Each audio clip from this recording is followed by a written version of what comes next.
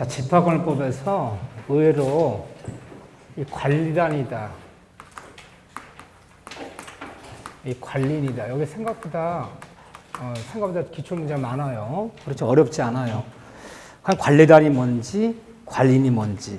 자, 교재 396쪽 피시면 관리단. 첫째, 이 관리단이 뭐예요? 입저 대표회, 동대표회, 상가 구분과 붙으면 상가 번영회. 그러면 최고 의결기관이에요. 주주총회나 똑같은 거죠, 이렇게요. 그런데 첫째 1번에 보면 구분 소유관에 성립하면 별도의 조직 없이 당연히 성립한다. 무슨 말이냐면요. 관리단은 당연 성립하는 단체예요.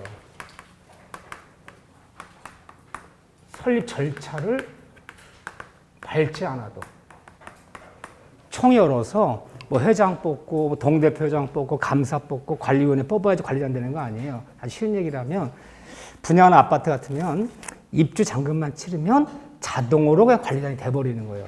절차를 밟자라도 당연 성립한다. 절차를 밟아야 하면 틀려요.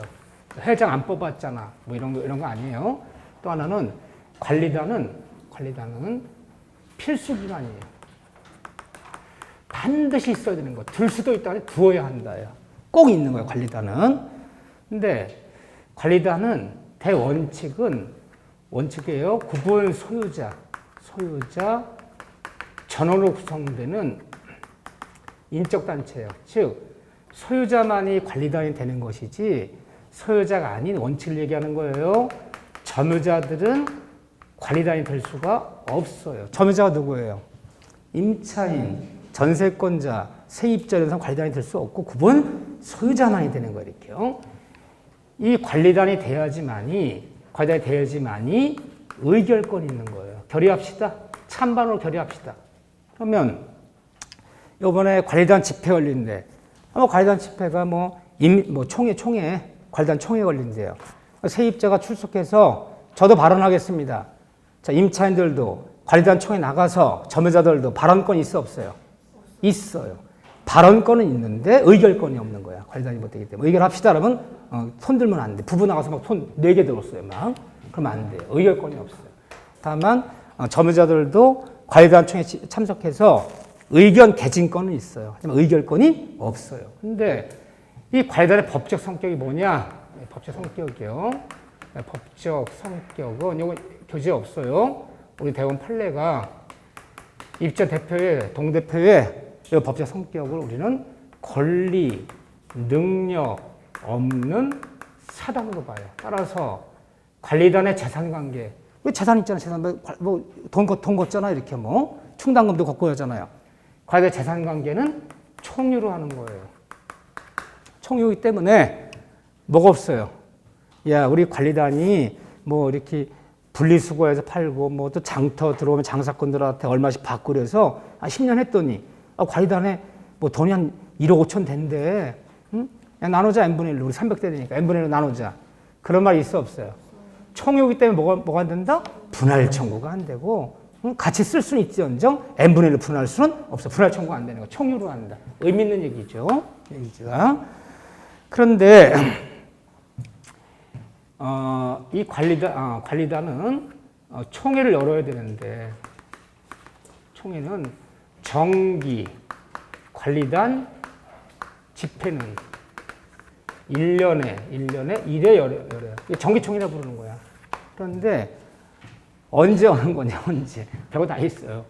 항상 우리 총회 같은 이 집회를 열 때는 회계연도 종료 전 이렇게 들어가야 되는데 이것만은 회계연도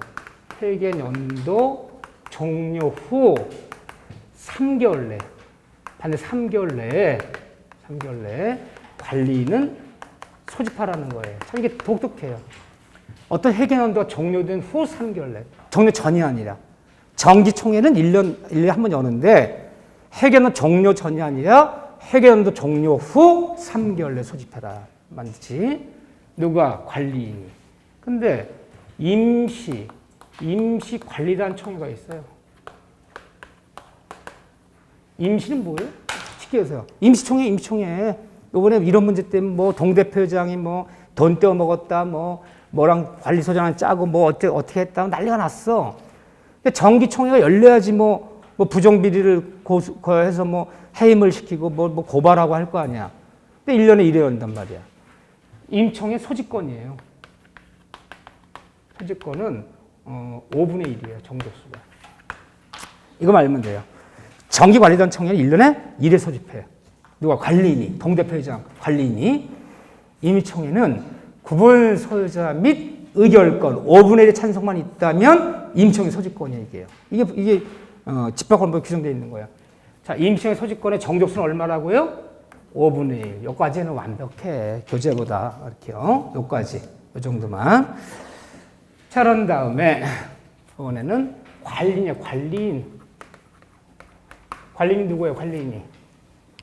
입저 대표회, 동대표회장, 상가 번영회장. 내부적으로는 업무 집행권이 있고 대외적으로는 대표권이 있는 사람. 동대표회장. 그 생각하시면 돼요.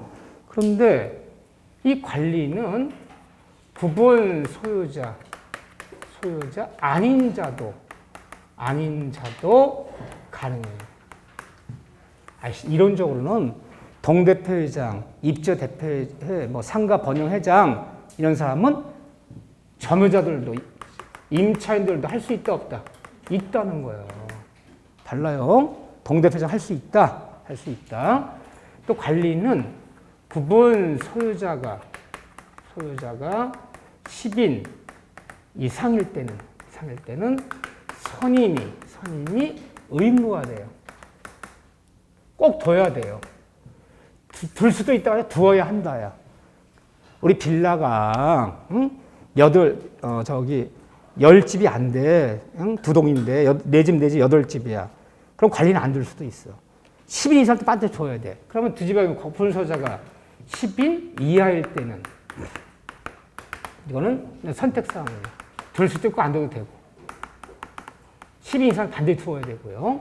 다만 구분 소유자가 10인 이하이더라도 뭐는 있는 거예요?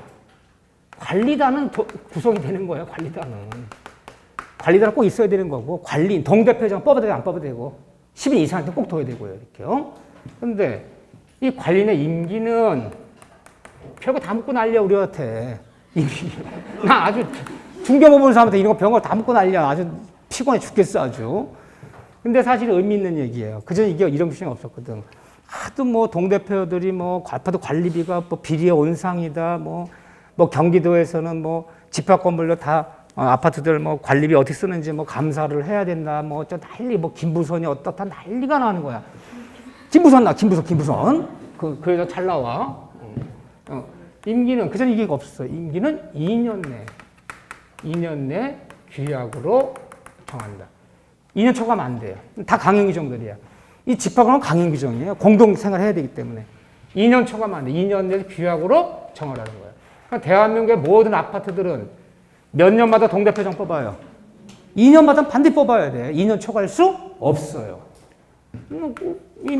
만약에 관리인이 부정한 행위를 했어.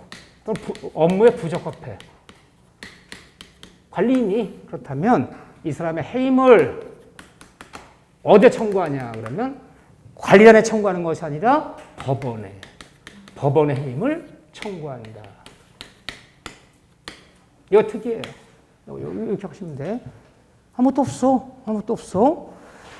자, 그런데 상세하 들어가면 굉장히 많아요, 이 법조문이. 근데 우리 나올 지문들은 이 정도 지문이라는 거, 제가 나왔던 지문들은. 이 법조문이 관리인에 관한 법조문도 7개 조문이 있어요. 그거 다 들어가면 업무 처리 어떻게 하라부터 정기청에 소집은 어떻게 하고 임시청에 소집은 어떻게 하고 얘가 소집하지 않으면 어떻게 하고 별거 다 나와 있어. 거기까지는 우리가 알 수가 없고. 그 다음에 최근에는 이 관리 밑에 관리위원회라는 게 있대. 관리위원회. 이것도 한번 나왔어요. 이 사람이 너무 독주하니까 이 관리위원회를 둬서 견제하라는 거야. 그래서 여기를 관리인을 견제하라는 거야. 옛날에는 감사 같은 거야. 근데 관리위원은 반드시 구분 소유자만 될 수 있대요. 점유자들은 또 안 돼. 소유자만. 관리는요. 이거 왜 이거는 이걸 만드는 건 나면 다 소유자만 되는데 이건 또 왜 또 이거 상가 구분 건물 때문에 그래요. 상가 집합 건물은 그 상가 소유자들이 장사하는 경우도 있지만 드물어. 그러니까 누가 동대표장이 될 수밖에 90%가 임차인들이야. 그러니까 할 수 없이 동대표 상가 번영회장은 임차인이 될 수도 있단 말이야. 그것 때문에 이걸 열어놓은 거예요. 근데 관리위원회는 규약으로 정한 바에 따라서 관리위원회를 둘 수도 있는데 이건 임의적 사항이에요. 둘 수도 있고 안 돼도 돼요. 임의적 사항인데 더도 되고 안 돼도 되지만 어쨌든 그걸 소지하면 되는데 이게 재작년 정답이 이게 관리위원회는 그걸 소지하면 될 수 있는데 임의적 사항이다. 꼭 둘 수도 있다. 더도 되고 안 돼도 된다. 뭐 이렇게 보면 되고요. 나머지 뭐 보시지도 마셔. 다만 넘기시면 넘겼어요. 그래도 정족수가 나와 있어. 정족수. 그래서 아까 5분의 1 누구 뭐라고요? 임시총회 소집권에 임시총회 5분의 1 정족수 4분의 3 외우지 마세요. 5분의 4를 외우셔야 돼요. 5분의 4. 정족수와 특별 정족수가 있어. 다만 아파트 연립 빌라 같은 데서 이 정족수에서 3분의 2는 없어. 기본적으로 과반수 아니면 4분의 3 아니면 5분의 4지. 우리는 3분의 2는 없어. 집합권법에. 여러분들 배신 공법에는 3분의 2가 있을지 몰라. 3분의 2가. 근데 집합권법에는 특별 정족수는 4분의 3 아니면 5분의 4. 한쪽만 알아두시면 돼. 다음과 정족수 5분의 4에. 5분의 4에 찬성이 있어야 돼요. 5분의 4. 그래야지만 될 수 있는 일이 세 가지가 있는데 이때 5분의 4 이 정족수, 특별 정족수라 부르는 거예요. 이 찬성이 있어야 되면 80%죠, 80%. 따지면 80%잖아. 근데 항상 이 정족수 물을 때는 구분, 소유자, 밑이 뭐예요?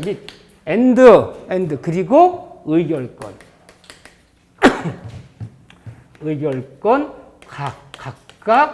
각각이라면 내가 집어넣은 거야. 5분의 4. 항상 이렇게 들어가야 돼, 이렇게. 사람도 넘어야 되고, 면적도 넘어야 되는 거야. 예를 들면, 재건축하는데, 우리 아빠 400세대인데, 뭐, 굳이 말하자면, 500세대인데, 500세대 중에 400세대는 24평이야. 응? 그리고 나머지 40평이야, 100세대는. 근데 420명이 도장을 찍었어. 그럼 사람은 넘었단 말이야.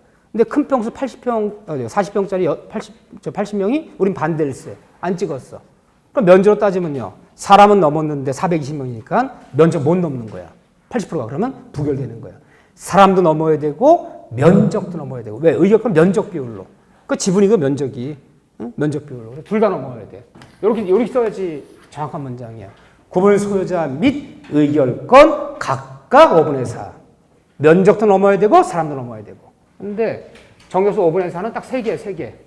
교과서는 2개만 나와 있네, 3개예요. 서면 결의할 때는 5분의 4의 찬성이 있다면 집회결의로 본다 이렇게 있어요. 무슨 말이냐면 원래 모여야 돼. 모여서 의견을 개진하고 찬반 논합시다 한 다음에 찬반을 결정해야 되는데 모이지를 못하네. 안 모여. 동대표 회장들이 뭐 받으러 다녀요? 각 동대표 회장들이 도장 받으러 다녀요. 도장. 그럼 도장 받으러 다닐 때는 얼마 받아와라? 5분의 4를 받아와야 돼. 5분의 4 받아오면 집회결의로 봐요. 모이지 않아도. 그런데 모였다면은 과반수 찬성을 할 것도, 모였다면 4분의 3만 찬성이 될 것도 서면 결의할 때 5분의 4를 받아와야 돼. 다. 모이면 과반수 찬성될 것도 서면 결의는 5분의 4를 받아와야 된다. 그러면 다 집회결의를 본다.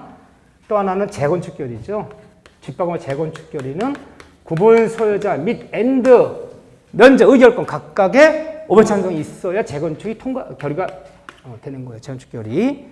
또 하나는 이 복구 결의라는 게 있어요. 복구.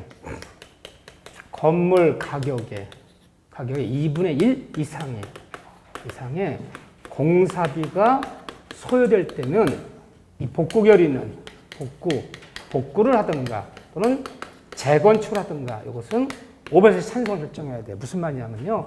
건물 가격 2분의 2 이상의 공사비가 나오더라. 우리가 낡은 빌라 세 동이에요. 낡은 세 동인데 큰 축대 밑에 있단 말이야 지금. 위에 산이야. 장마가 심해져갖고 축대가 다 무너지는 바람에 이걸 덮쳐버렸어. 그래서 막 건물도 기울고 뭐 난리가 났어. 근데 이걸 다시 복구하려면 공사 비용이 건물 가격의 2분의 1 이상이 나오게 생겼대 지금. 예를 들면 그때는 이제 결정할 수 있어. 2분의 1 이상이 소요된다면 5분의 4 찬성으로 복구하자면 복구하고 재건축하자면 재건축하고 한 거예요. 그렇지만 이때는 5분의 4 찬성이 필요해. 이걸 하든. 그럼 이왕이면 무너지면 이 자연적인 걸 얘기하는 거야. 자연적 훼손을 얘기하는 거야. 장마 때 이 양이 바위들이 막 굴렀어. 축대 무너졌어. 이 양 무너지면 어떻게 무너져야 돼? 많이 무너져야 돼. 많이. 바위도 더 굴려야 돼. 올라가서 더 굴려. 하나 더 굴려. 여보 더 굴리셔 그거. 이거 복구해 되겠어 이거? 다 이게 그냥 재건축해버리게 이렇게. 오늘 어쨌든 자연적 훼손이 됐는데 복구 비용이 건물 가격의 2분의 1 이상이 소요될 때는 둘째 하나 500 찬성으로 결정하라. 이걸 하든 이걸 하든.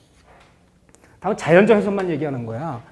우리가 시에 우리 낡은 빌라 7동인데 재건축 좀 하려고 했더니 뭐 부동산 투기가 어떻고 뭐 요즘 어떻고 다 안 해주는 거야. 살기 너무너무 불편해. 내가 그래서 보내. 이번 주말에 기준품 빼세요. 기준품. 애들 잘 챙겨. 뭐 하려고 아직 가스 2통씩 터치겠네. 지하실에 아주 그냥. 무너지면 재건축하라고 했지. 무너져도 재건축 안 시켜 그거. 만약에 그런 경우도 재건축 시켜버리면 대한민국의 낡은 빌라들 가스통 다 터진다. 어느 날 다 터져 그냥 지하에서. 무너지면 재건축하라고 했지.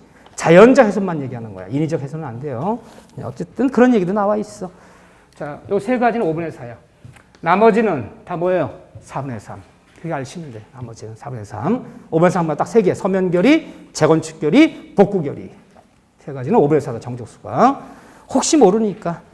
자, 재건축 및 복구 별표 3개. 나는 여기가 탑픽이야. 재건축 사유가 있어. 사유. 어떤 데 재건축할 수 있겠는가. 거기다 뭐 쓸 거야? 재건축 사유에다. 상식. 이러면 쓰면 상식. 응? 너무 노화되고 낡아서 안전에 우려가 있거나 너무 노화되고 낡아서 관리비가 지나치게 관리비가 많이 들거나 뭐 등등등 안전에 우려가 있거나 다 상식이지 뭐. 상식이 아닌 게 하나 있어요. 다 나머지 상식이 있고 그 중에 하나 거기 현저 효용 증가가 예상될 때. 저 사유 중에서 현저한 효용 증가가 예상될 때. 이게 재건축사유에 들어가 있어요. 좀 더 정확한 문장은 투입되는 비용에 비해, 투입하는 비용에 비해서 현저 효용 증가 예상될 때. 아주 쉽게 얘기하면요. 집값 많이 올라. 지금은 이게 나올라 아파트인데 3억짜리지만 2억만 더 드리면 10억이 돼. 이게 때려보시고. 이게 들어가 있다니까. 현저 효용 증가 예상될 때가 들어가 있다니까요. 그 다음에 그 밑에 보면 판례에 따르면 주거용 이 집합 건물을 철거한 다음에 주거용이 아닌 영업용, 상업용 이런 것으로 재건축하는 것도 우리 판례는 인정한다, 인정 안 한다, 인정한다. 주거용 주거용만 제가 붙여놓은 거 아니에요. 주거를 때려부시고 영업용으로 상가용으로 재건축도 인정된다. 하지만 재건축할 때는 특별 정족수죠. 특별 정족수는 통과해야 돼요. 얼마? 5분의 4. 뭐가 5분의 4라고요? 어떻게 5분의 4? 구분 소유자 및 엔드 그리고 의결권 각각 5분의 4. 근데 첫 문제는 각이라 나와요. 각. 응? 각이라는 건 둘 다 넘어야 되는 거. 사람. 응? 사람이요. 소유자. 사람도 넘고 그리고 이것도 둘 다 넘어야 돼. 그 하나씩 특정할 때 각각이라 정확한 문장 각각 5분의 4가 정확한 문장이야. 근데 각이라 써줘요. 각각 그럼 몇 개예요? 3개가 있으면 각각 써주는 거야. 2개 있을 때는 각각, 하나 있을 때는 각이라 써주는 거야. 근데 처음 문제 자꾸 각이라네. 각각 5분의 4가 이게 정확한 문장인데. 이 각이라는 게 이게 법률 용어예요. 그래. 각하한다. 들어봤어요? 기각한다. 각각. 그러면 한자 쓰면 이렇게 쓰는 거야. 각각. 뭘 하나 특정할 때 각이란 말 써요. 각이란 말. 그러면 이렇게 특정하는 거. 원래는 자 비가 그친 다음에 하늘에 뭉게구름이 날씨가 너무너무 좋아. 쾌청하고 오른쪽에 막 구름이 막 뭉게구름이 떠 있어. 야 오른쪽에 뭉게구름이 떠 있네. 어떻게 떠 있어요? 각각 떠 있네. 그러면 두 조각. 왼쪽으로 뭉게구름이 각각 떠 있네. 그럼 세 조각. 정면으로 뭉게구름이 각각 떠 있네. 그럼 총 몇 개? 왼쪽으로 각각, 오른쪽으로 각각, 정면으로 각각. 몇 개? 7조각 떠 있다는 거야. 그게 이 법률용어 용어할 때 그렇게 하는 거예요. 그래서 각이라는 걸 특정할 때 쓰는 거야. 그래서 앞으로는 좀 구름이 떠 있네 그러면 그렇게 말하죠. 구름이 각각 떠 있네. 그럼 세 조각 알아들어야 돼요. 근데 각각 둘 다 넘어야 된다는 얘기 강조하는 거야. 하나만 쓰면 틀리는 거예요. 원래는 틀리는데 그런데 이게 참 법조문은 밑자가 붙으면 엔드자가 붙은 건 반대 둘 다 갖춰야 되는 거야. 사람도 넘어야 되고 의견도 면적도 넘어야 돼. 그런데 그 전에 이게 우리 시험이 아니라 저기 그 주택관리 시험에서 재건축은 조합원의 5분의 차에 찬성이 있어야. 이것 때문에 난리가 났어. 정확히 써줘야지. 조합원 그럼 사람 아니야, 사람. 구분 소유자, 사람 및 면적, 의결권에 각각 5분의 4지.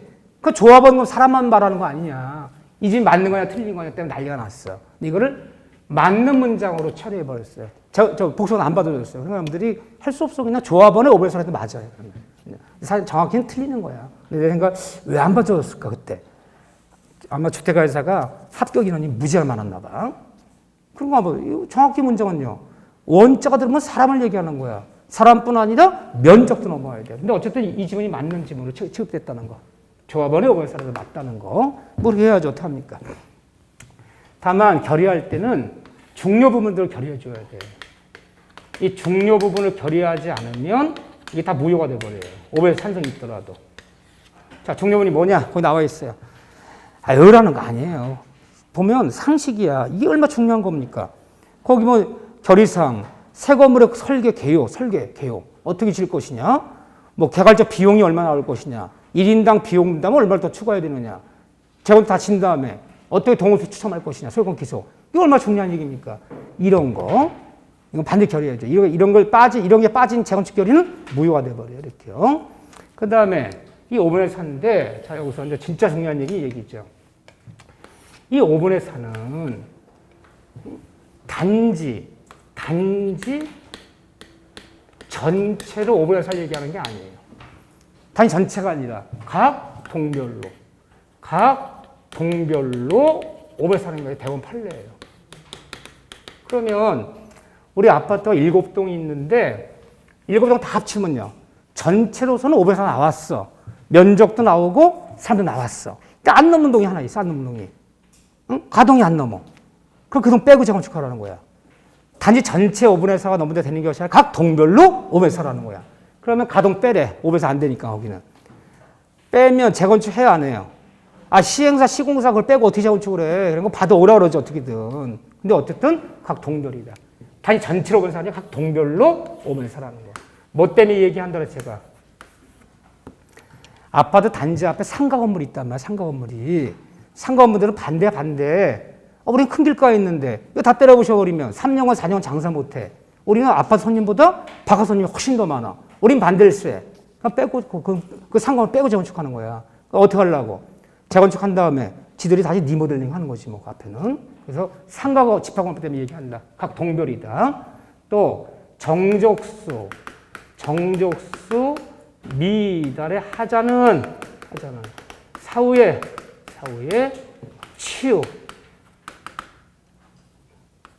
치유될 수 없다.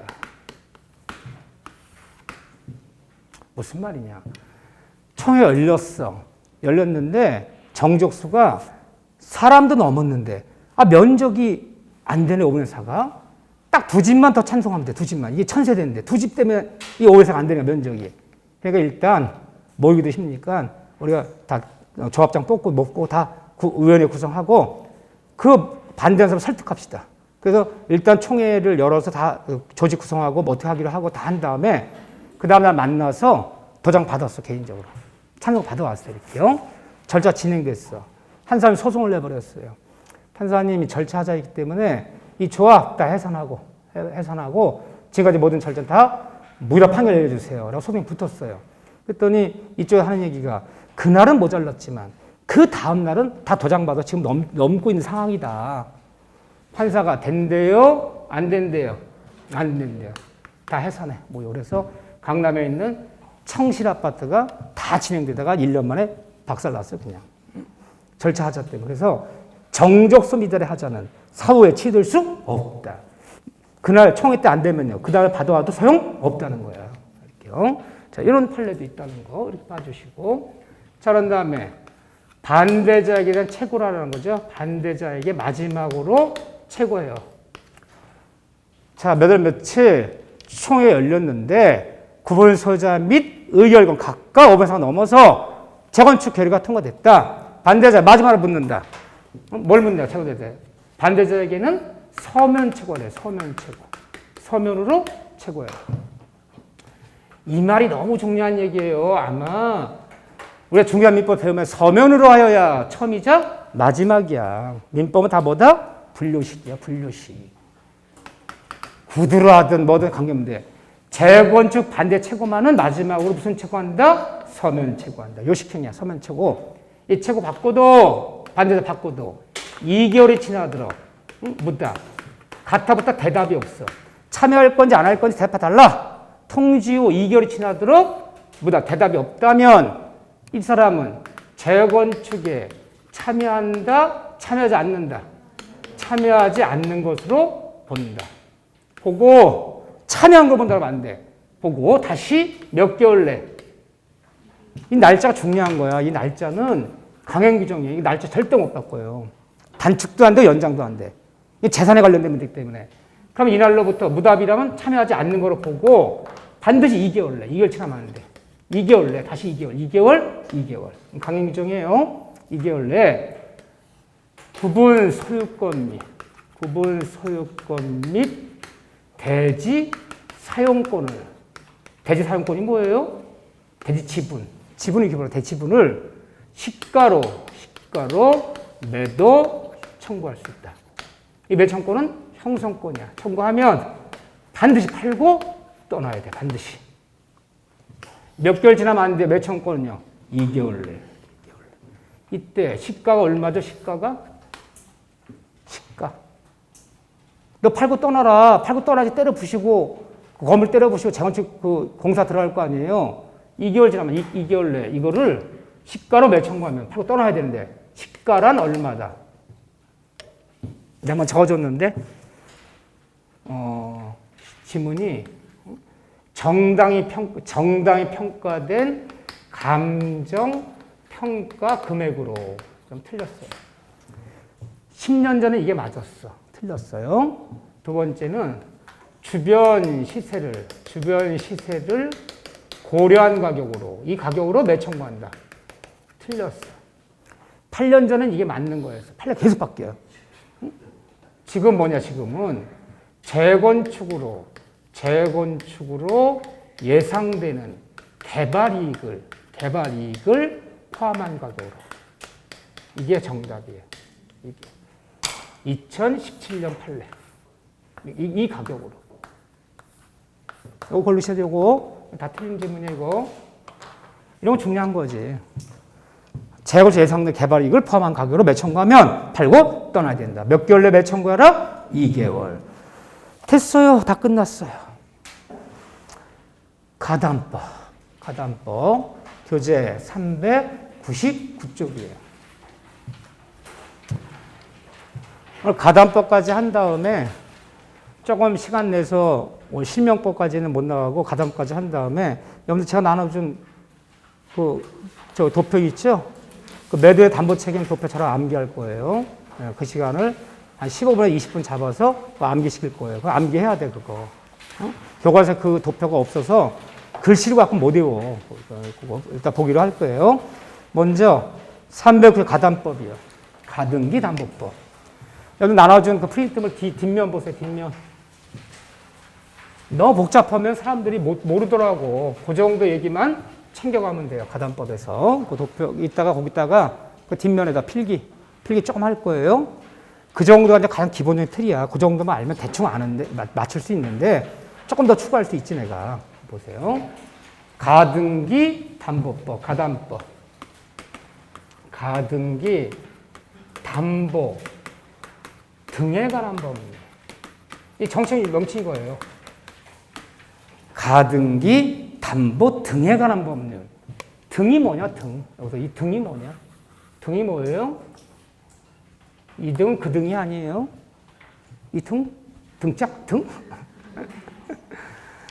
등짝 생략해버린 거야. 원래는 가등기 담보, 양도 담보, 매도 담보, 환매 등에 관한 법률 이렇게 써야 돼.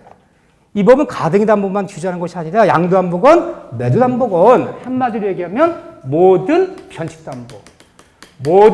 담보를 규제하기 위해서 만든 법이에요. 변칙 담보란 말이 뭐예요?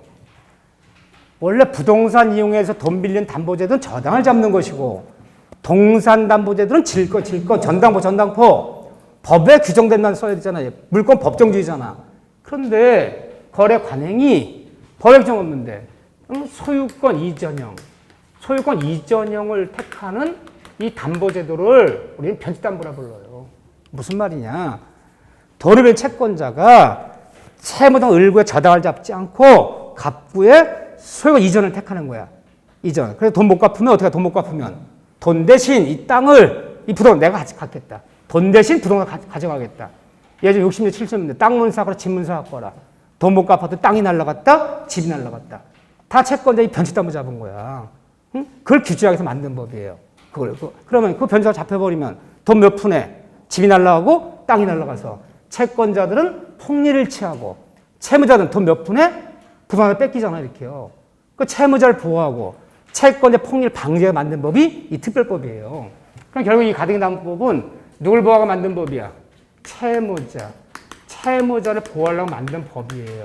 이런 법을 우리는 뭐라 불러요? 약자를 보호하려고 만든 법을 편면적 강행 규정이야. 따라서 이 법을 어겨서 채권자한테 유리하고 채무자한테 불리한 특약 모두 무효로 한다. 채무자 보호하려고 만든 법이다.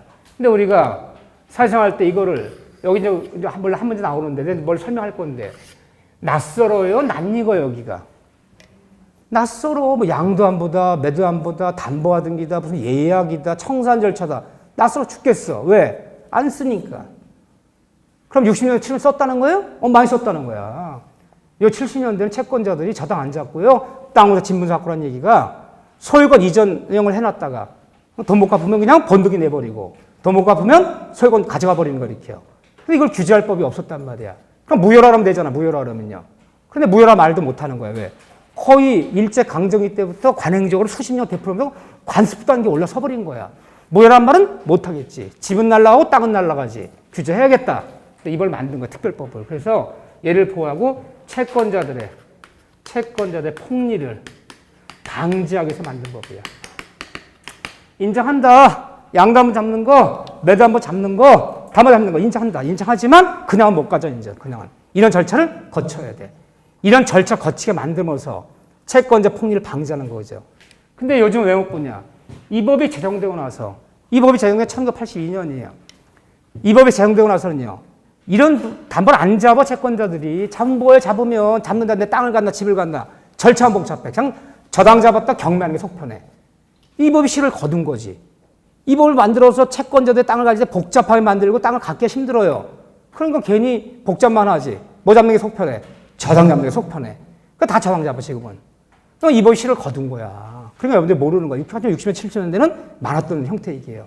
그런데 이 법은 자 어디가 중요하냐? 물론 그 청산 절차가 중요해요. 중요한데 앞에 적용 요건 봐보세요. 적용 요건. 이것도 중요해요. 시험이 쉽게 나오면 적용 요건. 어렵게 나오면 청산 절차. 둘 중에 하나예요. 둘 중에 하나. 다른 애 볼 데도 없어. 자, 이 법은 일단 제가 어려 갖췄네. 이 법은 모든 채권이 아니라 판례에 따르면 소비대차 채권에 하나여 이 법이 적용됩니다. 판례에 따르면 소비대차 채권이 아닌 소비대차 채권이 뭐예요? 돈을 빌려건 쌀을 빌려건 빌려준 채권만 잡아라. 빌려준 채권만 뭐 소유권 가등기를 잡건 양도하면 잡건 잡아야지. 이 소유 채권이 아닌 이 채권이 아닌 공사비 못 받은 거. 너 공사비 못 받은 거 네 상가건물에 소유권 이전 내주다가 이도 못 갚으면 소유권 넘겨주기로 하자. 공사비 채권. 외상대금 못 받은 거. 외상대금 매매대금이죠 뭐. 매매대금 못 받은 거. 이런 거 때문에 너 매매대금 만약에 6개월 내에 못 주면 네 공장에다가 소유권 가득 잡아놨다가 6개월 못 갚아 내 번등기 할 거야. 이런 거 손해배상을 못 받은 거 예를 들면 이런 거는 잡아라 잡지 말아라. 잡지 말어. 이런 거 잡아봤자 채권자 소유권 못 가잖아. 다 무효야 무효. 이번 적용이 없어.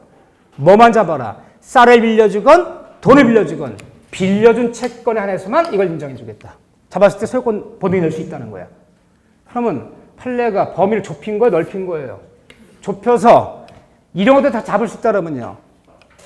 다 날라가. 상가건 점포 다 날라가는 거야. 저거 외상 때 못 가봤다고 상가에 소유 이전 가격 잡아놨다가 외상 때문에 못 갚으면 번등이 내서 상가 주기로 하자. 다 날라가. 잡아봤자 소용없다. 이것만 잡아라. 그리고 모든 변칙담보에는 반드시 예약계약이 있어야 돼. 예약계약. 이 예약계약이 없으면 소유권 못 가져요. 이거를 또 체결해야 돼. 예약. 모든 변칙담보에는 양도안보건 매도안보건 담보등기건 반드시 예약계약이 있어야 돼. 대물변제 예약, 대물상환 예약, 매매 예약. 그 명칭은 무엇이 돼도 관계없어. 대물상환 예약. 이 다음에 돈을 못 갚으면 대신 땅으로 상환하겠다. 대신 부동산으로 갚겠다. 대물변제 예약, 대물상환 예약. 그 예약계약을 체결해야지만이 나 번계약 체결한다. 이 번등이 내겠다. 이 의사표시 할 수 있는 거야.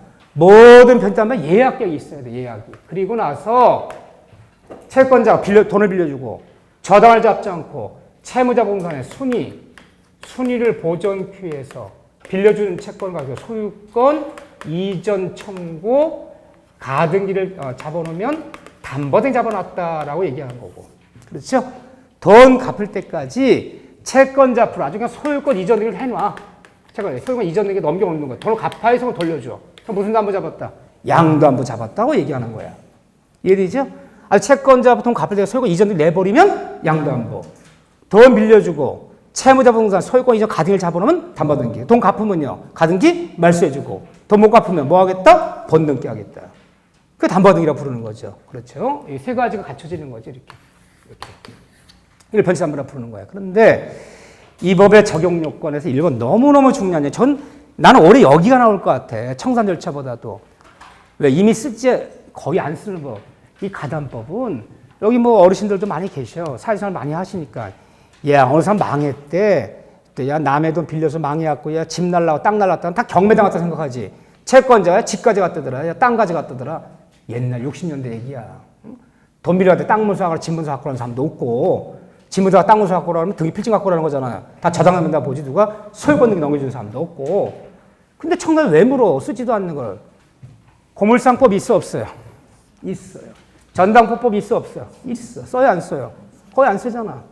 이 법도 마찬가지야. 법이 있지만 쓰지 않는 법인데, 야, 이게 말해 중개업무 소로인데 양도담보래. 돈만 갚으면 소유권 되찾아올 소유권이래. 그거 다 명의신탁이라 보면 돼. 도밀로 채권자부터 등기 안 넘겨. 저당자 필지언정. 응? 다 명의신탁이. 야, 이건 김씨 앞으로 돼 있지만, 야, 1억만 갚으면 되찾아올 소유권인데. 그거 명의신탁이라 보면 된다니까요. 거의 사례를 찾아볼 수가 없어. 응? 근데 자꾸 이거를 그들은 내고 있어. 그러니까 그들이 이걸 먹어야 돼, 안 먹어야 돼? 먹어야 돼요. 또 내도 복잡한 거, 청산 절차. 쓰지도 않는 법을. 그러니까 참 현실감이 없는 거야. 우리 중개업무 본 사람들이 민법 시험을 보는 것은 중개 실무에 필요한 민법 소양을 기르고 쌓자는 거지. 이론 배우고 논리 배우자는 거 아니야. 그래서 요즘 분들은 그래도 내면 시험법에 들어가 있잖아. 너무 복잡한 청산 절차보다도 개념 정도 잡고 있나. 이걸 내라 하는 게 크다는 거야, 점점. 보세요. 이 법은 1번에 담보부동산의 예약 당시 동그라미 별표 예약 당시. 이 법에 가장 많이 나오는 단어가 예약 당시야. 예약 당시. 예약 당시를 쉽게 해서 뭐냐. 가장 많이 나오는 단어예요. 돈 빌리는 날. 돈 빌리는 날.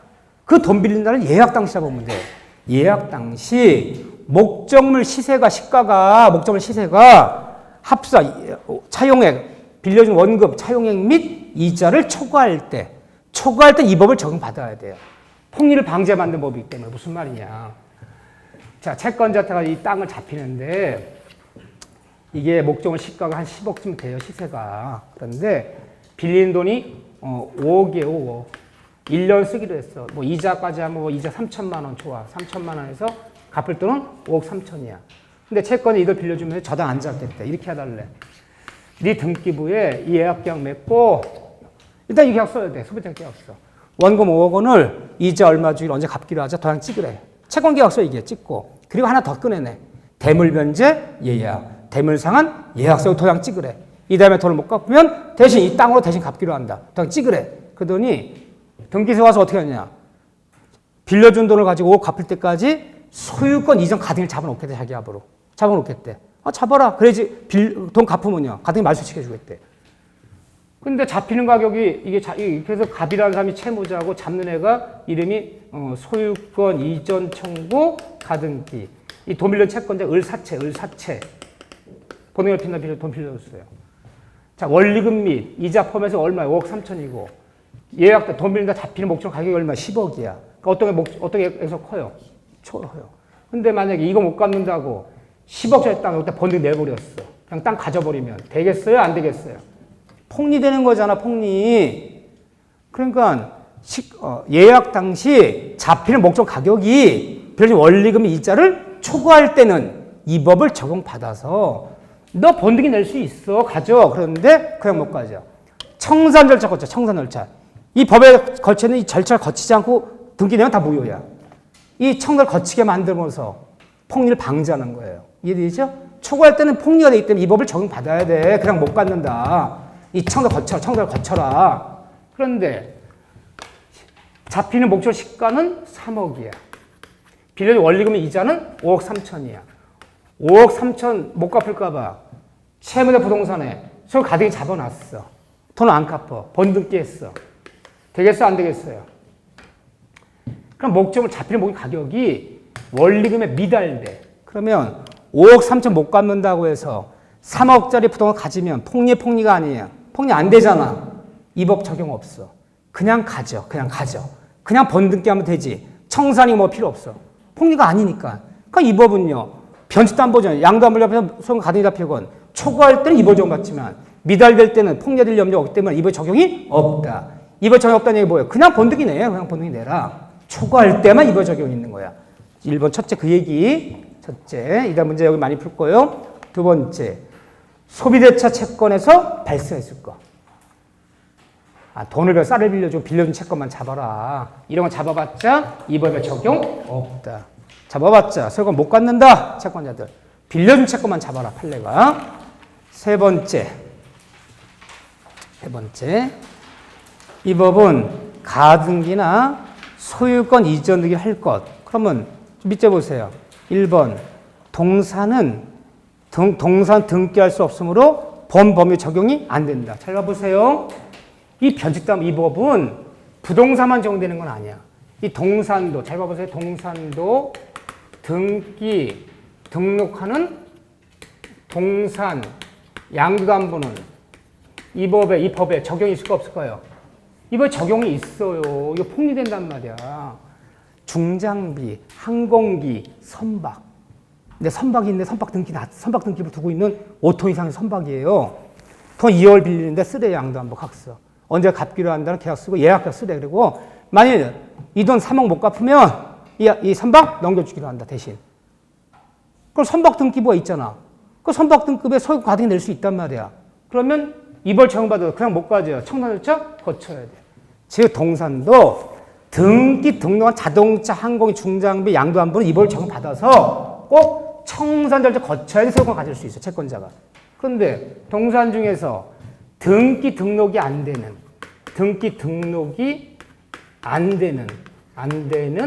동산 양도안보는 이 법의 적용이에요? 이 법의 적용이 아니에요? 이 법 적용이 아니에요. 그럼 이건 되는 거 안 되는 거예요? 이건 관습법이야. 관습법에 따라 이루어지는 담보제도예요. 자, 보세요. 돈을 빌려주면서 각서 6개월 뒤에 3천만 원 못 갚으면 돼지 500마리를 넘겨주기로 하자. 돼지 500마리 양도하면 잡힐 수 있어 없어요? 있어. 그건 관습법. 그러니까 동산 나눠지는 거야. 등기 등록된 동네 양도안보는 이 특별법에 적용. 등기 등록이 안 되는 동네 양도안보는 관습법에 따라서 이루어지는 거고. 관습법에 이루어질 수 있으면 관습법. 이해되죠? 다이아 반지가 아무리 비싸지만 다이아 등록부 없어요. 야, 돈 500 빌려주면 썼어. 각 썼어. 1년 내에 못 갚으면 이 다이아 반지를 대신 소유권 넘겨주기로 하자. 그런 담보 인정해요? 인정 안 해요? 인정해요. 그럼 뭐다? 관습법. 등기 등록이 되는 것은 이 특별법에 적용, 이 법에 적용, 나눠지는 거예요. 부동산만 된다는 얘기는 아니야. 등기 등록되는 동산 양도안보도 이 법에 적용을 받는다. 나머지 볼 것도 없어. 여기 나오다가 제발 기도합시다. 여기 쉬고 여기. 그 다음에 나머지 거의 이제 지금부터 401쪽부터 402쪽까지 쫙 설명되는 게 청산 절차예요. 자, 여러분 도표 뒤집으세요. 도표 보세요. 그래서 다시 한번 그림을 그려놓게. 땅이 있는데, 토지가 있는데, 돈은 급한데 은행 돈은 못 쓰겠고 돈 안 빌려주니까 을사채한테 돈 3억 빌리고 예약계약서 쓰고 을사채 도매 채권자가 2번 소유권 이전 청구 가등기 잡아놨어. 을사채가 잡아놨는데 변제기에 변제 도래했어. 돈 갚았다면요. 갚았다면 말소시키는 거지. 돈을 못 갚았어요. 돈 못 갚으면 채권자 을사채 1월에를 채권자요. 얘를 담보 가등기 권자라 불러. 얘는 설정자고 얘가 돈을 못 갚아서 약속 날짜. 그러면 을사채가 이제 어떻게 할 수 있어요? 완전 실행. 돈 받으러 가야지. 실행. 변제 도래 후에 못 갚았다면 얘는 이제 선택할 수 있어. 하나는 경매를 신청해도 돼요. 이걸 행사도 돼. 아예 번등기 안 해. 내가 번등기 안 해야 나 번등기 해봤자 종합소득 소득세 세금 내야 되고 부산 투기자야. 큰일 나. 농지야. 또 내지도 못해. 농민이 아니어서. 나 경매한다. 이걸 선택해도 돼요. 그러니까 얘가 경매를 신청해버렸어. 경매를 신청해버리면 소유권 이전 가등기 잡은 날에 이날 접수연월일 있을 거예요. 접수연월일 2019년 4월 25일 이날에 뭐 잡은 거로 봐야 돼? 저당 잡은 것으로 보는 거예요. 저당으로 변하는 거야. 그래서 양도한보 잡은 사람이 담보대 잡은 사람이 번등기 내 소유권 취득하지 않고 나 경매 신청한다. 그러면 담보대 잡은 날에 양도한보 잡은 날에 저당 잡은 걸 취급해서 경락되면서 이 날짜부로 다른 채권자와 순위를 비교해서 배당받으면 되는 거야. 이쪽을 선택할 수도 있어. 이쪽을 선택하면 이 법 적용 받을 필요 없어. 경락되면 네 돈 받아가면 될 거 아니야. 그래서 얘가 이쪽 선택하지 않고 나 약속대로 소유권을 취득한다. 돈 대신 이 소유권 내가 가져버리겠다. 이쪽 선택해서 뭐 하겠다는 거야? 경매 안 하고요. 나 번등기 내겠다. 돈 대신 일단 가져버리겠다. 이쪽을 선택할 수도 있어. 이걸 우리가 이쪽 선택하면 기속 청산이다 이렇게 부르는 거예요. 둘 중 하나를 선택해야 돼. 기속 청산을 선택할 수 있다. 소유권 취득 번등기 내겠다는 거야. 근데 이쪽을 선택하면 그냥 가지면 그냥 번등기 내면 되겠어요? 안 되겠어요? 안 된다는 거야. 응? 돈 몇 푼에 네 갚을 돈 5억 3천 10억짜리 땅을 가질 수는 없단 말이야. 그러니까 이걸 적용받아서 이쪽을 선택하면요. 다음과 같은 절차를 꼭 밟으라는 거예요. 청산 절차. 이 절차를 밟지 않으면 이 번등기 내더라도 이 등기 자체가 다 무효예요. 소유권 취득할 수가 없어. 반드시 지켜야 돼. 이게 강행유정이야. 이 절차 위반해버리면 번등기 나더라도 다 무효이다. 소유권 취득이 안 돼요.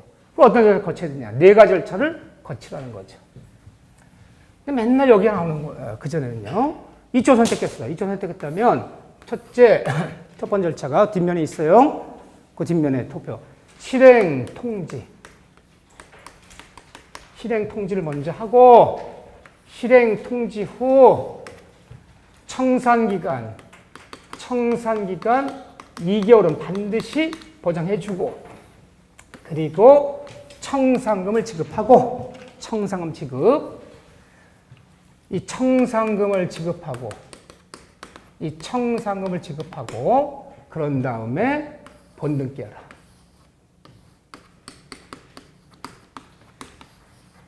이 절차 위반하면 다 무효야. 뭐야 되는 건요? 등기 내봤자 채권, 소유권 취득할 수 없다는 거예요. 강행유정이야. 그러면 실행 통지란 말이 뭐냐? 자, 실행 통지란 말은 이 뜻이에요.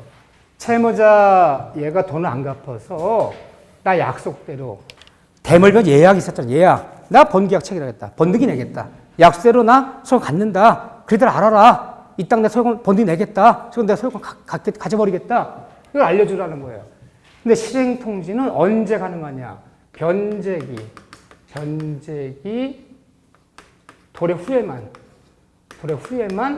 이게 가능한 거예요. 미리 통지할 수는 없어. 돈 값의 날짜 지난 다음에 통지해야지. 번지 도래 전에 미리 청산 절차 거칠 수는 없어요. 도래 후에 가능하다. 두 번째 통지 방법. 어떻게 통지할 것이냐. 주로 여기가 시험에 주의 중에서도 제일 많이 나오는 거예요. 방법은 서면으로 통지하여야. 청산 통지는 서면 통지하여야. 이 단어에 얼마나 많은 분들이 눈물을 뿌렸는지 몰라. 이거 속인 거야. 불료식이야. 청산 신통지는 전화로 하든 구두로 하든 관계없어. 서면 통지한 법 없어요. 서면 통지가 틀린 거예요. 이게 두 번, 세 번 속였어요. 분류시켜, 요시킨이 아니에요. 재건축, 반대전 채권은 무슨 채권이라? 서면 채권이에요. 서면 채권, 거기는. 그렇지만 청산 실행 통지는 서면으로 하라는 이야기야. 분류시켜. 어떻게 하라는 법이 없어요. 방법은 제한이 없다.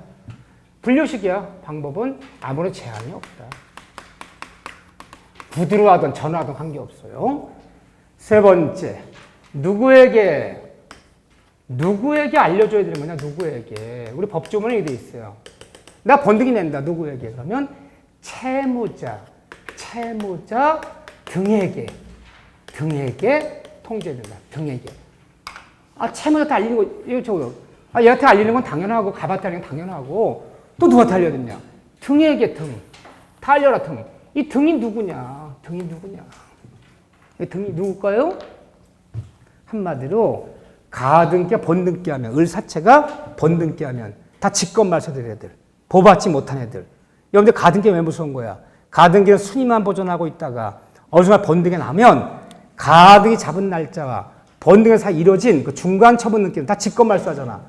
보호받치면 다 직권말소들 애들. 다 날라갈 애들. 그럼 보통 누가 있을까? 물상보증인. 물상보증인이 날라가야지. 물상보증인. 가등기 담보가 잡힌 이후에 양수받은 양수인. 이런 거예요.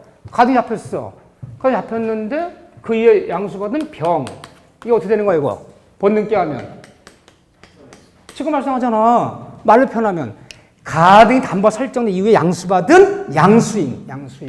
다 보호받지 못한 애들이야. 후순위 권리자들. 가등기 담보가 설정된 이후 들어온 후순위 전세권자, 후순위 임차인, 대항력 없는 임차인. 가등기가 번등기 하면 다 직권말소 애들. 이래들 알려주라는 거야. 근데 이네들 어떻게 알려주냐? 이네들 전원에게 통지한다. 전원에게 한 명 빠지면 안 돼. 전원에게 통지하라. 반드시. 만일 통지 대상에서 한 명이라도 누락되면 대항할 수 없다. 대항할 수 없다는 얘기는 번등이 하더라도 소송을 주장할 수 없다는 거야. 전역의 통제 반청 한 명 누락되면 안 돼. 통지 대상 중에서. 통지 대상 6명 있는데 알려주다 보니까 어때요? 한 명 뺐어. 청사를 거쳐서 버는 애더라도 개태는 무효예요. 효력을 주장할 수 없어요. 반드시 전역의 통지하라. 그런데 통지 대상이 아닌 사람 누구냐? 이런 데 나온단 말이야. 얘는 다 알려줘야 돼. 대상이 아닌 사람. 그러면 선순위 권리자. 대항력 있는 임차인. 얘들은 가등기와 번등기 하더라도 보호 받아요? 보호 못 받아요? 보호 받는 애들이야. 얘가 돈 빌려주고 채무자 부동산에 소유권 이전 가등기 잡기 전에 이미 있었던 선순위 권리자야. 가등기 번등기도 직권말소 안 당해. 따라올 애들이야. 보호받는 애들한테는 통지할 필요 있다, 통지할 필요 없다. 통지할 필요 없어요. 시험에 나왔어. 28, 29회 때 통지 대상이 아닌 사람 고르시오. 선순위 권리자. 보호받는 애들 통지할 필요 없어요. 얘는 전역에 통지해야 돼. 통지할 때 무엇을 알려줘야 되냐? 무엇을 알려줘야 되겠냐? 그러면 통지할 때는 반드시 청산금을 알려줘야 돼. 청산금이 얼마라는 거. 이걸 알려줘야 돼. 청산금. 이거를 전원에게 알려주라는 거야. 전원에게. 그런데 청산금을 계산할 때는 목적물 평가액에서 가격이요. 저 땅 평가액이요. 평가를 만약에 10억 했다 치다. 10억에서 마이너스 지가 받을 금액이 있어요. 지가 받을 금액. 저 토지를 10억이라 평가해서 10억이라고 얘가. 평가 금액에서 제가 받을 돈이 원금 플러스 이자 플러스 해서 받을 돈이 뭐 예를 들면 6억이에요. 6억 받아야 돼. 이걸 빼는 나머지 금액이 얼마야? 4억. 내가 4억을 갑씨한테 주고 번등기 한다. 그리 알아라. 응? 청산금을 지급해야 되는 거야. 그냥 못 가져요. 목적 평가에서 지가 받을 금액을 제한 나머지 금액을 통지해 주라는 거야. 청산 계산할 때는 이 계산한 거야. 지가 받을 피담보 채권에 원금 플러스 이자 빼낸 나머지 금액이야. 이걸 알려주라는 거야. 이거 주고 번등기 그리들 알아라. 근데 청산 계산할 때 보세요. 마이너스 선순위 담보 채권액이 있다면 이 담보 채권액은 고려해요? 고려치 않아요? 선생님 고려할 필요 없어. 아니 고려해야 돼. 참 죄송해요. 나를 속였어. 고려해야 돼요. 무슨 말이냐면 얘가 돈 5억 원, 이자까지 해서 6억이야 지금. 돈 빌려줄 때 이미 을구에 1억짜리 저당이 하나 있었어. 근데 그럼 1억짜리 저당은요. 내가 번등기 하더라도 따라오잖아. 그러니까 내가 1억 못 갚아주면 경매당하잖아. 그럼 빼야 돼, 안 빼야 돼? 빼내. 내가 갚아줄 돈이야. 내가 담보대 잡기 전에 이미 1억짜리 저당이 있었다면 그럼 번등기 하더라도 직권 말소 못 시키잖아. 그 1억이 따라오면 1억 안 갚으면 경매당할 거 아니야. 선유 담보채권 1억 있으면 이거 고려하는 거야. 이것까지 고려해서 빼낸 금액이 얼마다? 3억이다. 그런데 이건 고려하지만 이 청구 계산할 때 후순위 내가 돈 5억 빌려주고 소유권 가등기 잡은 이후에 저당을 잡았어. 이후에. 그 저당 2억짜리가 있어. 2억짜리가. 그럼 후순위 2억짜리가 있어. 후순위 담보 채권액이 있어. 이게 2억이 있어. 이것은 청구 계산할 때 고려할 필요 있어 없어요? 그럼 고려할 필요 없어. 왜 고려할 필요 없습니까? 직권 말소해버릴 거야. 내가 번등기 하면 직권 말소를 해요, 얘는. 이건 고려할 필요 없어. 이건 28회 때 정답. 청산 계산할 때 선순위 담보 채권액은 고려해야 돼. 이거 안고 온단 말이야. 1억 따라온단 말이야. 번등이 되더라도. 후순위는 직권 말소 시킬 거기 때문에 고려할 필요가 없어요. 이건 고려하지만 이건 고려할 필요가 없다. 3억이야. 이거 알려주라는 거야. 그런데 이렇게 통지했어. 누구한테 알려줘야 돼요? 전원에게. 전원에게 알려주라는 거야. 전원에게. 알렸어. 자, 근데 여기서 보세요. 청산금을 통해서 알렸다면 채권자는 한번 정해서 통지했다면 채권자는 다시는 이것을 다툴 수 없다. 다툴 수 없다는 얘기는 뭐예요?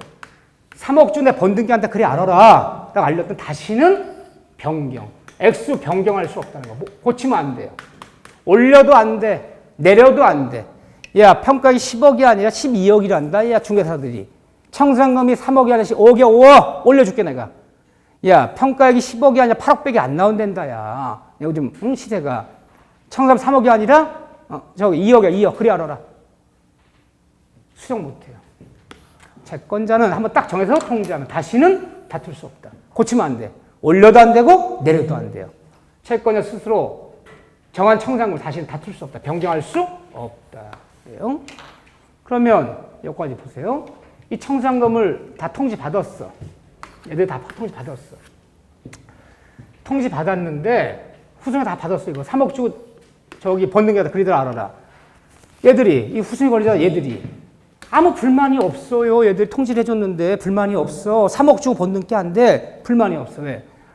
얘들 다 합친 금액이 얘들 뭐 받을 돈이 있다 칩시다. 이 합친 금액 2억밖에 안 돼. 불만이 없다면 어떻게 하면 돼? 이 다음에 청산기한 2개월이 지난 다음에 저 3억에서 물상대에 들어가서 저기 그 3억 주 2억 우리한테 먼저 달라. 물상대 주장 다 받을 수 있는 거잖아. 불만 없어 가만히 있는 거야. 근데 불만이 있어. 왜 불만이 있을까요? 얘들이 다 합친 금액이 5억이 넘어요. 어차피 3억하고 모자러. 물상대에 들어가도 못 받는 애들이 있어. 어차피 통지한 청산 불만이 있어. 어차피 난 못 받아. 나는 물상대에도 순서가 있는 거야. 지네끼리 순위가 있는 거야. 나 얘들 중에 꼴찌야. 나한테 남는 돈이 없어. 3억. 나는 3억 갖고는 안 되고 난 5억이 돼야지 나까지 받아. 이 판사판 아니에요? 뭐 하자? 경매하자. 그래서 자 보세요. 통지받은 후순위가 이 청산금에 불만이 없어. 아무 불만이 없다면 청산기한 2개월이 지난 다음에 뭐 들어갈 거냐? 물상대의. 이 물상대에 들어가서 물상대의 주장해서 채권자 씨는 그 3억을 얘한테 채만 주지 말고 우리한테 먼저 지급해달라. 직접 물상대에 들어가서 받아오면 되는 거고. 청산금에 불만이 있어요. 불만. 어차피 못 받아. 왜 3억밖에 안 돼? 응? 불만 있는 사람은 뭐 하면 돼요? 그러면 청산기간 내. 청산기간이 몇 개월이에요, 여기가? 2개월이야. 이게 굉장히 중요해요. 청산. 그래서 청산기간 내 경매를 신청하면 돼요. 경매로 들어가, 경매로. 경매로 가서 배당하자. 그 청산기간 내 불매할 때 경매 신청하면요. 한 명한테 경매 신청하면 청산 여자 중단해야 돼. 중단하고 이제 담보당의자 채권자도 경락으로 들어와서 배당받아야 돼요. 한 명도 불만이 있어 경매 신청하면. 후순위 권리자들의 경매 신청기는 언제까지 있다? 청산 기간 내에만 가능해. 2개월 지나면 안 돼. 그렇기 때문에 보세요. 이 채무자가 통지할 때 청산금을 알려주고 이거 제일 중요해. 그럼 불만이 없다면 물상대기 준비. 불만이 있다면 경매. 선택을 줘야 될 거 아니야. 그런데 이걸 알려주고 또 뭘 알려줬냐? 이걸 알려준 다음에 실행 통지 도달이를 알려줘요. 도달이. 그러니까 내가 돈 안 갚아서 경매하지 않고 번등이 내겠다. 소송 갖겠다라고 채무자 알려준 날이 언제라는 거. 그날로부터 2개월이잖아요. 하루도 지나면 경매 신청이 경매 못 하잖아. 실행 통지 도달이를 알려줘야 돼. 그래 통지 날라온 게 만약에 5월 4일이더라. 그러면 5월 4일 날라왔으면 언제까지는 2개월 7월 4일까지는 아무것도 하지 마. 가만히 있어 2개월. 아무것도 하면 안 돼. 채권자는 2개월 반드시 준수해줘야 돼. 이것은 마지막으로 변제 기회를 제공하는 거예요. 근데 2개월이 지나도록 돈도 안 갚아. 여기서 말하면 정확해요. 7월 4일이 지나도록 채무 돈도 안 갚아. 후순위 권리자가 불만 있다고 경매 신청도 안 들어와. 그럼 이제 청산이 지난 거는 청산금 지급하고 이제 번등이 내면 되는 거겠죠. 그렇죠? 그런데 청산기간 2개월은 단축특약은 유효다 무효다? 이건 무효예요. 불리한 특약은 무효잖아요. 우리 법에는 청산기간 2개월로 되어 있는데 2개월로 하지 말고 1개월만 하기로 하자. 단축특약은 불리해. 불리한 특약 무효. 연장특약. 그렇죠. 연장특약 4개월로 하자. 유리하잖아. 4개월 마지막 갚을 기회 주자. 이건 유효해요. 그렇지만 그냥 무청산 특약은 청산 없기로 하자. 이런 거 없기로 하자. 유효 무효예요? 당연히 무효지. 이거 거쳐서 채권자의 폭리 방지 3억 준 다음에 4억 준 다음에 번등이 되는 건데 없기로 하자. 불리하잖아요. 다 무효야. 이런 거는. 자, 또 청산기간이요. 만약에 청산금이 없다면 어떻게 없다면요? 계산했더니 목적물 평가 금액은 10억이야. 10억. 내가 받을 금은 12억이야. 12억. 그래서 이 10억짜리 내 번득이 내더라도 2억 더 받아야 돼. 미달돼. 자, 이거 뭐라면요? 청산 당시라고 그래요. 청산 당시 목적물 가격이 미달돼. 받을 돈은 12억. 이 목적 가격은 10억이야. 근데 12억 못 받았다고. 10억짜리 번득이 내더라도 2억 더 받아야 되잖아. 지금 초과하는 거 아니잖아. 지금 폭리치하는 거 아니잖아요. 청산 당시 그러면 돈 갚는 날 생각하시면 돼요. 돈 갚는 날. 청산 없어. 없더라도 즉 미달돼. 목적 가격이 미달되더라도 이 절차를 청산 절차를 생략한다. 생략할 수 없다. 생략할 수 없다.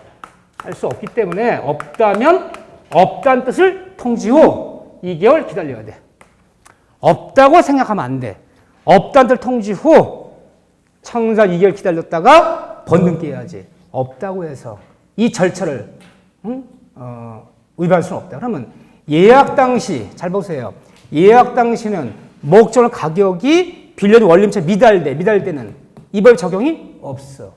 청산 절차 거칠 필요 없어. 그냥 번등이 내면 돼. 근데 청산 당시는 비록 목적물 평가액이 받을 돈에 미치지 못하더라도 이 절차를 준수해야 돼. 이걸 묻는 건지 예약당 묻는 건 다르잖아. 얘기가 지금. 없더라도 생각할 수 없다. 이렇게 하면 되죠? 그래서 아무도 경매도 안 들어와. 돈도 안 갚아. 그래서 청산 지급해. 이 청산 지급과 이 번등기에 필요한 서류 교부는 서로 동시항명을 들어가는 거예요. 채무자는 청산을 지급해 줄 때까지 번등기 필요한 교부를 거부할 수 있고, 또 채권자는 번등기 필요한 교부할 때까지 청산 지급을 거부할 수 있고, 서로 무슨 관계 들어간다 이거는? 동시 예항변의 관계에 들어간다. 자, 여기서 하나만 더 보면 돼요. 하려면 끝도 없어 이거. 이 절차법이 여기 규정이 12개가 있는데 칠판 하나 가득 채워도 모자라. 이 절차법이기 때문에. 그렇지만 처음에 나올 만한 것만 보는 거야. 나올 만한. 그중에서도 가장 핵심적인 점이 거기 있고 조금 더 보면요. 자, 여기서 근데 무슨 얘기를 하냐. 채무자, 이게 중요한 얘기죠. 채무자 등의 변제 기회. 변제 기회는 언제까지냐.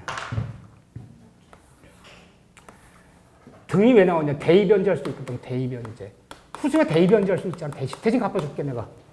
언제까지냐 그러면 채무자 변제 기회는 청산기간 2개월 내에 채무자 등은 청산기간 내 채무를 변제하여야 담보 등이 말소를 요구할 수 있다. 청산기간 내에 변제하여야. 맞아요? 틀려요? 틀려요. 너무너무 중요한 단어야. 그럼 언제까지냐? 청산기간이 지났더라도 실제로 청산금을 지급받기 전까지. 이때까지는 돈 갚아버리고 다음번에 양도 말소를 요구할 수 있어요.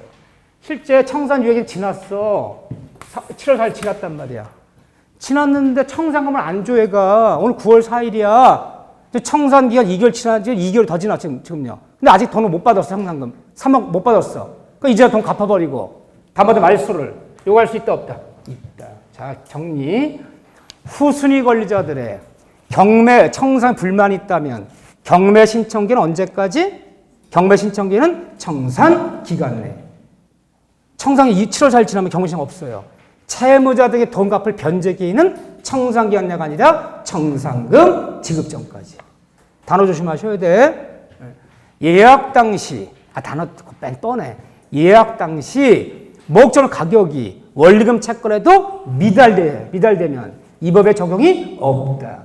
청산이 뭐가 필요 없다. 그냥 보증 내라. 근데 청산 당시 목적 가격이 원리금 채권에 미치지 못해. 청산 없어.